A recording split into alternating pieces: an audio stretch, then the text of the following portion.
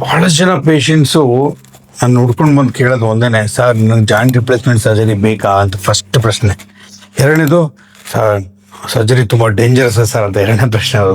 ಮೂರನೇದು, ಸರ್ ಭಾಳ ನೋವಾಗತ್ತಾ, ಕಷ್ಟನಾ joint replacement ಅಂತ ಮೂರನೇದು. ನಾಲ್ಕನೇದು, ಸರ್ ಜಾಯಿಂಟ್ ರಿಪ್ಲೇಸ್ ಮಾಡಿದ್ರೆ ನಾನು ಮೆಟ್ಲು ಹತ್ಬೋದಾ, ಚಟ್ ಮಾಡಕ್ಕೆ ಕೂತ್ಕೋಬೋದು, ಇವೆಲ್ಲ ಕಾಮನ್ ಕ್ವಶನ್ಸು. ಆಮೇಲೆ ಏನು ಕೇಳ್ತಾರೆ, ಸರ್ ಜಾಯಿಂಟ್ ರಿಪ್ಲೇಸ್ಮೆಂಟ್ ಮಾಡಿದ್ರೆ ನಾನು ನಡೆಯಕ್ಕೆ ಖರೆ ಹೋಗುತ್ತಾ ಸರ್, ಕಷ್ಟ ಆಗಲ್ವಾ ಅಂತ.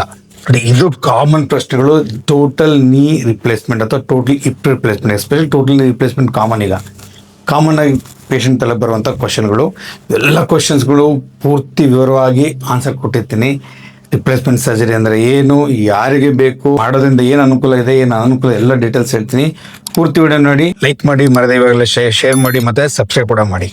ಸೊ ಫಸ್ಟ್ ಆಫ್ ಆಲು ಆಸ್ಟಿಯೋಆರ್ಥರೈಟಿಸ್ ಮಂಡಿ ಸವೆತ ಏನಾಗುತ್ತೆ ಅಂತ ವಿಷಯ ತಿಳ್ಕೊಳ್ಳೋಣ. ಫಸ್ಟ್ ಏನಾಗುತ್ತೆ, ಕಾರ್ಟ್ಲೇಜ್ ಎಲ್ಲ ಕಿತ್ಕೊಂಡು ಹೋಗ್ಬಿಡುತ್ತೆ. ಅರ್ಲಿ ಸ್ಟೇಜ್ ಸ್ವಲ್ಪ ಕಿತ್ಕೊಂಡು ಹೋಗ್ತಿರುತ್ತೆ. ಬರ್ತಾ ಬರ್ತಾ ಸ್ಟೇಜ್ 1, 2, 3, 4ನೇ ಸ್ಟೇಜ್ಗೆ ಹೋಗ್ತಾ ಹೋದಂಗೆ ಜಾಸ್ತಿ ಮಂಡಿ ಸವೆತ ಆಗ್ಬಿಡುತ್ತೆ. ಮಂಡಿ ಕಾರ್ಟ್ಲೇಜ್ ಫುಲ್ಲು ಕಿತ್ಕೊಂಡು ಹೋಗ್ಬಿಡುತ್ತೆ. ಅದಕ್ಕೆ ಅಡ್ವಾನ್ಸ್ಡ್ ಆಸ್ಟಿಯೋಆರ್ಥರೈಟಿಸ್ ಅಂತ ಹೇಳ್ತೀವಿ. ಅಡ್ವಾನ್ಸ್ ಆಸ್ಟಿಯೋಆರ್ಥರೈಟಿಸ್ ಆಗುತ್ತೆ. ಮತ್ತು ರೆಸ್ಟ್ ಪೇನ್, ಸುಮ್ಮನೆ ರೆಸ್ಟಲ್ಲಿದ್ದವರು ನೋವು ಶುರುವಾಗುತ್ತೆ. ರಾತ್ರಿ ನಿದ್ದೆ ಕೂಡ ಡಿಸ್ಟರ್ಬ್ ಆಗುತ್ತೆ ನೋವಿಂದ. ಮತ್ತು ಡಿಫಾರ್ಮಿಟಿ ಶುರುವಾಗುತ್ತೆ. ಮತ್ತು 4 ಹೆಜ್ಜೆ ಕೂಡ ನಡೆಯೋಕ್ಕೂ ಆಗಲ್ಲ, ಅಷ್ಟೊಂದು ಕಷ್ಟ ಆಗ್ಬಿಡುತ್ತೆ. ಮತ್ತು ಹೌಸ್ ಬೌಂಡ್, ಯಾವುದು ಫಂಕ್ಷನ್ಸ್ಗೂ ಹೋಗಲ್ಲ, ಯಾವ್ದು ಮದುವೆ ಮುಂಜಿಗೆ ಹೋಗಲ್ಲ, ಛತ್ರದಲ್ಲೆಲ್ಲ ಮೆಟ್ಲು ಹತ್ಕೊಂಡು ಹೋಗ್ಬೇಕಾಗತ್ತೆ. ಸೊ ಹತ್ತಕ್ಕೆ ಕಷ್ಟ ಆಗೋದೇ ಇಲ್ಲ ಅಂತ ಮದುವೆ ಮುಂಜೆನೂ ಅಟೆಂಡ್ ಮಾಡೋಕ್ಕಲ್ಲ. ಈ ಸ್ಟೇಜ್ಗೆ ಬಂದ್ಬಿಡ್ತಾರೆ. ಈ ಸ್ಟೇಜ್ಗೆ ಬಂದಾಗ ಏನು ಮಾಡೋಕ್ಕಲ್ಲ, ಸರ್ಜರಿ ಬೇಕಾಗುತ್ತೆ. ನೋಡಿ, ಅರ್ಲಿ ಸ್ಟೇಜಲ್ಲಿ ಏನು ಮಾಡ್ತೀವಿ, ಕೆಲವು ಮಾತ್ರೆಗಳು ಕೊಡ್ತೀವಿ, ನೋವಿನ ಹೊರಗೆ ಮಾತ್ರೆಗಳು, ಅನಾಲಿಸಿಸ್ ಕೊಡ್ಬೋದು. ಕೆಲವು ಮಂದಿಗೆ ಕೊಡುವಂಥ ಇಂಜೆಕ್ಷನ್ಸ್ ಚೆನ್ನಾಗಿರುತ್ತೆ, ಅವು ಕೊಡ್ಬೋದು. ಮತ್ತು ಪ್ರಿವೆಂಟಿವ್ ಆಸ್ಪೆಕ್ಟ್ಸ್, ಕೆಲವು ಎಕ್ಸಸೈಸ್ ಮಾಡೋದು ಎಲ್ಲ ಮಾಡ್ಕೊತ ಹೋಗ್ಬೋದು. ಮಾತ್ರೆಗಳು, ಫಿಸಿಯೋಥೆರಪಿ ಎಲ್ಲ ಅರ್ಲಿ ಸ್ಟೇಜಲ್ಲಿ ಮಾಡ್ಕೊಂಡು ಹೋಗೋದು. ಕೆಲವು ಇಂಜೆಕ್ಷನ್ ಕೂಡ ಟ್ರೈ ಮಾಡ್ಬೋದು. ಬಟ್ ಅಡ್ವಾನ್ಸ್ಡ್ ಆದಾಗ, ನಾನು ಹೇಳಿದ ರೀತಿ ತೀರಾ ಅಡ್ವಾನ್ಸ್ ಆದಾಗ ಏನು ಮಾಡೋಕ್ಕಾಗಲ್ಲ. ಜಾಯಿಂಟ್ ರಿಪ್ಲೇಸ್ಮೆಂಟ್, ಟೋಟಲ್ ರಿಪ್ಲೇಸ್ಮೆಂಟೇ ಅದಕ್ಕೆ ಮೇಯ್ನು ರಾಮಬಾಣ. ಸೊ ತೀರಾ ಈ ಥರ ಅಡ್ವಾನ್ಸ್ ಸ್ಟೇಜಲ್ಲಿರೋ ಏನು ಯೋಚನೆ ಮಾಡಬೇಡಿ, ಖಂಡಿತ ರಿಪ್ಲೇಸ್ಮೆಂಟ್ ಮಾಡಿಸ್ಕೋಬೋದು. ನಾನು ಡಾಕ್ಟರ್ ಮುರಳೀಧರ್ ಅಂತ ಆರ್ಥೋಪೆಡಿಕ್ ಸರ್ಜನ್, ರಕ್ಷಾ ಸೂಪರ್ ಸ್ಪೆಷಾಲಿಟಿ ಹಾಸ್ಪಿಟಲ್ ಕಳೆದ 25 ವರ್ಷಗಳಿಂದ ಪ್ರಾಕ್ಟೀಸ್ ಮಾಡ್ತಾಯಿದ್ದೀನಿ. ನಮ್ಮಲ್ಲಿ ಹೈಟೆಕ್ ಮಾಡ್ಯುಲರ್ OT ಇದೆ, 2 OT ಇದೆ, HEOT. ಸೊ ಹಾಗಾಗಿ ರಿಪ್ಲೇಸ್ಮೆಂಟ್ಗೆ ಅಂತ ಡೆಡಿಕೇಟ್ ಆಗಿರುವಂಥ OT ಇಟ್ಕೊಂಡಿದ್ದೀವಿ. ಭಾಳಷ್ಟು ಪೇಷಂಟ್ಗೆ ಸಜೆಸ್ಟ್ ಮಾಡ್ತೀವಿ, ತುಂಬ ಒಳ್ಳೆ ರಿಸಲ್ಟ್ ಬರುತ್ತೆ. ಹಾಗಾಗಿ ಈ ಥರ ಅಡ್ವಾನ್ಸ್ಡ್ ಪ್ರಾಬ್ಲಮ್ ಇರೋ ಖಂಡಿತ ಸರ್ಜರಿ ಮಾಡಿಸ್ಬೋದು, ಏನು ಭಯಪಡೋ ಅವಶ್ಯಕತೆ ಇಲ್ಲ. ನೋಡಿ, ನಾನು ಹೇಳ್ದಂಗೆ ನಾರ್ಮಲ್ ಆಗಿ ಈ ಥರ ಸ್ಮೂತ್ ಸ್ವಲ್ಪ ಎಂಗೇಜಲ್ಲಿ 20, 30, 40 ವರ್ಷ, 50 ವರ್ಷ ತನಕ ಈ ಥರ ಇರುತ್ತೆ. ಆಮೇಲೆ ಸ್ವಲ್ಪ ಶುರುವಾಗುತ್ತೆ. ಅರ್ಲಿ ಸ್ಟೇಜಲ್ಲಿ ಈ ಥರ ಒಳ್ಳೆ ಟ್ರೀಟ್ಮೆಂಟ್ ತೊಗೊಂಡ್ರೆ ಇದೆಲ್ಲ ಮೇಂಟೈನ್ ಮಾಡ್ಬೋದು. ಅದನ್ನು ಒಂದು ವೀಡಿಯೋ ಮಾಡಿದ್ದೀನಿ, ಎಂಡ್ ವೀಡಿಯೋ ಹಾಕಿದ್ದು, ದಯವಿಟ್ಟು ಆ ವಿಡಿಯೋ ನೋಡಿ. ತೀರಾ ಈ ಥರ ಆದಾಗ ಫುಲ್ ಕಾರ್ಟ್ಲೇಜ್ ಕಿತ್ಕೊಂಡು ಹೋಗಿದೆ, ಸ್ಟೇಜ್ 4, ಬೋನ್ ಆನ್ ಬೋನ್ ಅಂತಿ, ಅಥವಾ ಕಾರ್ಟ್ಲೇಜೇ ಇಲ್ಲ, ಆ ಥರ ಆದರೆ, ಮತ್ತು ಡಿಫಾರ್ಮಿಟಿ ಶುರುವಾದರೆ, ಮತ್ತು ಜಾಸ್ತಿ ನಡೆಯೋಕ್ಕೆ ಆಗ್ತಾಯಿಲ್ಲಪ್ಪ, ಆ ಥರ ಆದರೆ ಕಂಪಲ್ಸರಿ ಜಾಯಿಂಟ್ ರಿಪ್ಲೇಸ್ಮೆಂಟ್ ಸರ್ಜರಿ ಮಾಡಬೇಕಾಗುತ್ತೆ. ಸೊ ಮಿಕ್ಸ್, ಕೆಲವರಿಗೆ ಏನೇನೋ ಊಹಾಪೋಹಗಳಿದೆ, ಜಾಯಿಂಟ್ ರಿಪ್ಲೇಸ್ಮೆಂಟ್ ಹಂಗಾಗ್ಬಿಡುತ್ತೆ, ಹಿಂಗಾಗ್ಬಿಡುತ್ತೆ. ಜನಗಳು ಮತ್ತು ಫ್ರೆಂಡ್ಸು, ಕೊಲೀಗ್ಸ್, ಯಾರೋ ರಿಲೇಟಿವ್ಸ್ ಆಪರೇಷನ್ ಮಾಡಿಸಿರ್ತಾರೆ, ಅವ್ರಿಗೇನೋ ಪ್ರಾಬ್ಲಮ್ ಇರುತ್ತೆ, ಅವ್ರಿಗೇನೋ ಕಾಂಪ್ಲಿಕೇಶನ್, ಅದನ್ನೇ ತಲೆ ಇಟ್ಕೊಂಡು ಕೂತ್ಕೊಬಿಡ್ತಾರೆ, ಅಯ್ಯೋ ಹಂಗಾಗ್ಬಿಡುತ್ತೆ, ಹಿಂಗಾಗ್ಬಿಡುತ್ತೆ ಅಂತ ಹಂಗೆ ಅಂತ.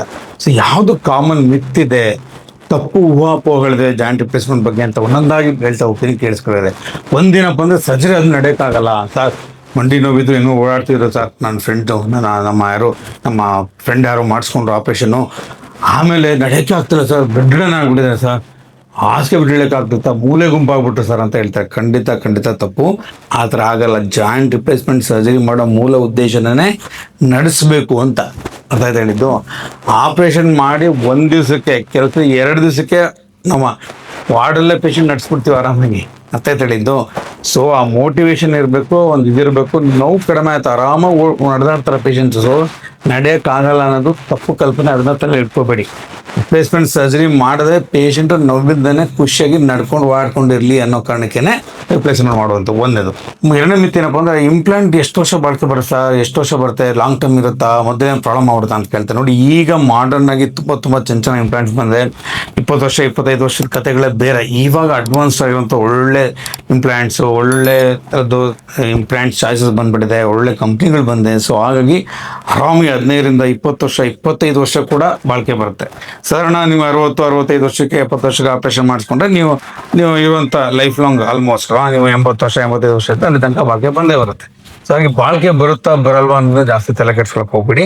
ಅಫ್ಕೋರ್ಸ್ ರಿಪ್ಲೇಸ್ಮೆಂಟ್ ಮಾಡಿದ್ಮೇಲೆ ಸ್ವಲ್ಪ ಬಾಡಿ ವೆಯ್ಟ್ ಕಂಟ್ರೋಲ್ ಮಾಡ್ಕೋಬೇಕಾಗತ್ತೆ, ಕೆಲವು ಎಕ್ಸಸೈಸ್ ಎಲ್ಲ ಮಾಡಬೇಕಾಗತ್ತೆ.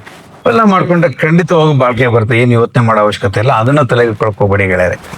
ಸೊ ಇನ್ನೊಂದು ಮಿತ್, ಮೂರನೇ ಮಿತ್ ಏನಪ್ಪ ಅಂದರೆ ಮಂಡಿ ಬೆಂಡ್ ಮಾಡೋಕ್ಕಾಗಲ್ವಂತೆ, ಯಾವುದೋ ಡಾಕ್ಟ್ರೆ ರಿಪ್ಲೇಸ್ಮೆಂಟ್ ಮಾಡಿಬಿಟ್ರೆ ಕಷ್ಟನಾ, ಮಂಡಿನ ಬೆಂಡ್ ಆಗಲ್ವಂತಲ್ಲ ಅಂತ ಹೇಳ್ತಾರೆ. ಖಂಡಿತ ಇಲ್ಲ.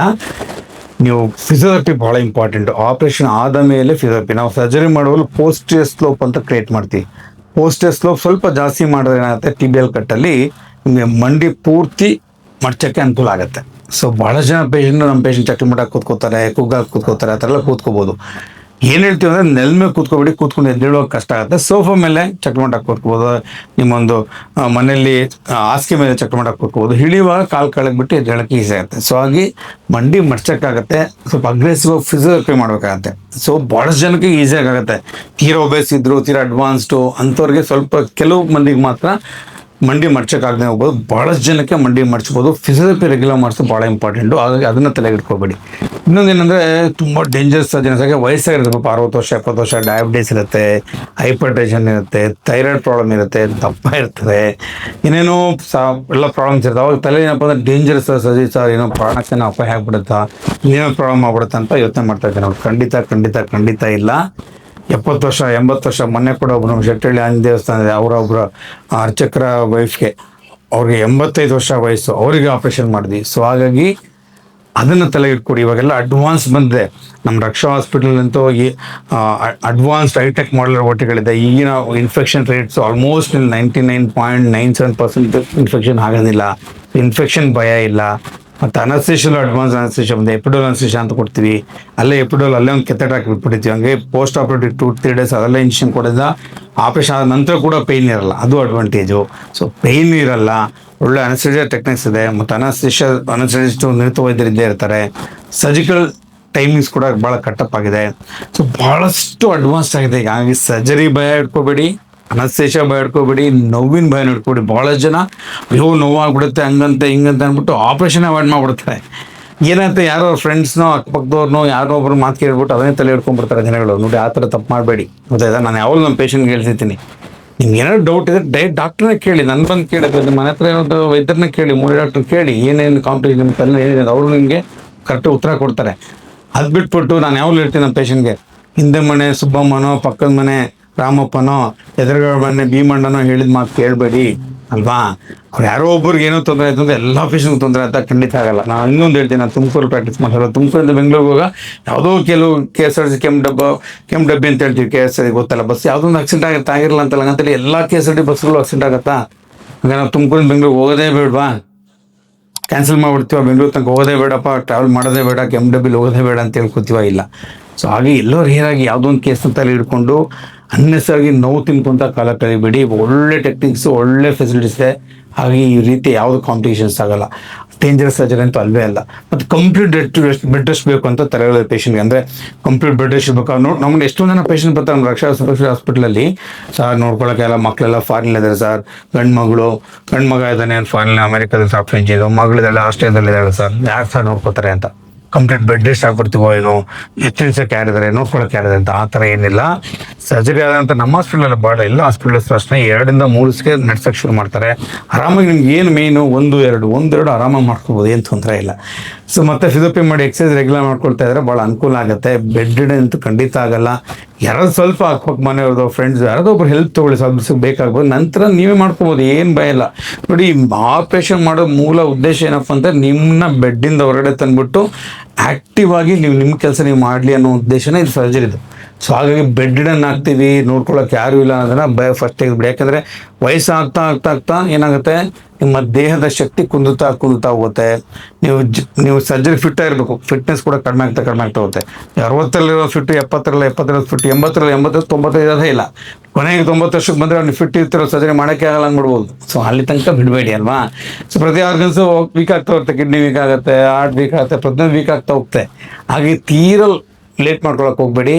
ಅರ್ಲಿ ಸ್ಟೇಜಲ್ಲೇ ಬೇಗ ನಿಮ್ಗೆ ಅವಶ್ಯಕತೆ ಇದೆ ಅಂತ ಗೊತ್ತಾದಲ್ಲಿ ಬೇಗ ಮಾಡಿಸ್ಕೊಳ್ಳಿ. ಯಾವುದು ಭಯನ ತಲೆಯಿಟ್ಕೋಬೇಡಿ.